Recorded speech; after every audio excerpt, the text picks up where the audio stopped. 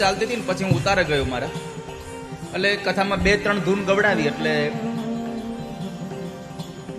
એક ભણેલો ગણેલો માણસ ઉતારે આવીને મને પૂછતો હતો કે કથામાં આટલી બધી ધૂન ને સંગીતને શું જરૂર છે? સંગીત વગરની કથા કરો તો કેટલું આમ એમને સતત કથા હાલે. મેં એને કહ્યું, સ્વામીજી કે આ સંસારમાં જે માણસની જે વસ્તુ વખણાતી હોય એ માણસની વસ્તુ એમને થાય જ નહીં કોઈ દિવસ. ભગવાન કૃષ્ણની 3 વસ્તુ આ દુનિયામાં પ્રચલિત છે. કૃષ્ણએ ગાયેલું ગીત પ્રચલિત છે. ભગવાન કૃષ્ણએ ગીત ગાયું છે, કોઈ સાંભળ્યું છે?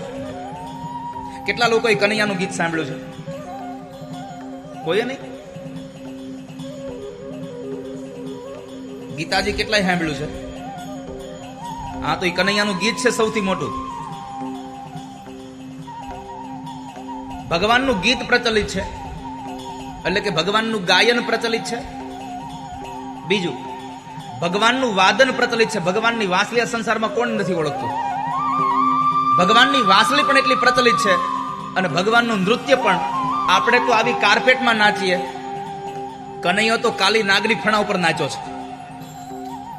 આપણે દિવસે નાચીએ, કનૈયો અડધી રાતે એ વૃંદાવનના એ વેણુના નાદ કરી અને વૃંદાવનના એ વનની અંદર ગોપીઓ સાથે ભગવાન રાસ રમ્યા છે. આ કનૈયાનો રાસ પ્રચલિત છે. તો જેનું ગાયન, વાદન અને નૃત્ય પ્રચલિત હોય એની કથા સંગીત વગર કોઈ દી થાય જ નહીં સંસારમાં.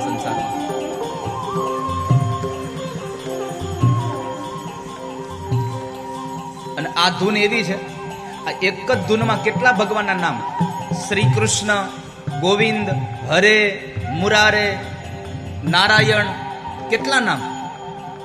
આ બધા નામો સાથે તમે 1 મિનિટ માટે જોડાઈ જાઓ ભગવાનના ધામ સાથે, ભગવાનના નામ સાથે, તો તમને પણ ભગવાનનું ધામ મળી જાય. યદ ગત્વા ન નિવર્તન્તે તદ્ધામ પરમમ મમ.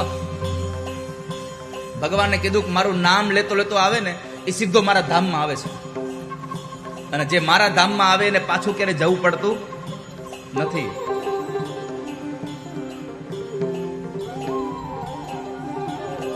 સ્વર્ગમાં અને બ્રહ્મલોકમાં જાય ને એ પાછા આવે.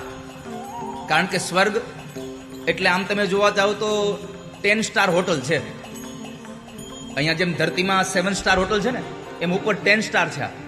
બધી સગવડતાઓ મળે તમને, પણ ક્યાં સુધી? જ્યાં સુધી પૈસા ભરો ત્યાં સુધી. એમ આ પૃથ્વીમાં 7 સ્ટારમાં તમે પૈસા આપો તો તમને રહેવા દે, એમ ઉપરના એ સ્વર્ગમાં પણ તમે પુણ્યનું ભાથું આપો તો રહેવા દે. પુણ્ય પૂરું થાય એટલે તમને ફરી પાછા પૃથ્વી લોકમાં મોકલે, જાઓ પુણ્ય કમાઈ આવો. પણ મારે તમને એ કહેવું છે કે સ્વર્ગમાં જાશો તો ફરી પાછું આ પૃથ્વી લોકમાં આવવું પડશે. પણ ભગવાન કૃષ્ણ ગીતાજીમાં લખ્યું, યદ ગત્વા ન નિવર્તન્તે તદ્ધામ પરમમ મમ. સ્વર્ગમાં જાય એ પાછો મૃત્યુ લોકમાં આવે છે, પણ જે મારા ધામમાં આવે એને ફરી પાછું ક્યારેય સંસારમાં જવું નથી પડતું. માટે પરમાત્માના ધામ સુધી જવું છે તો એક વાટે પરમાત્માના નામ સાથે જોડાઈ જઈએ. ઓ શ્રી કૃષ્ણ ગોવિંદ હરે મુરારે, હે નાથ નારાયણ વાસુદેવ.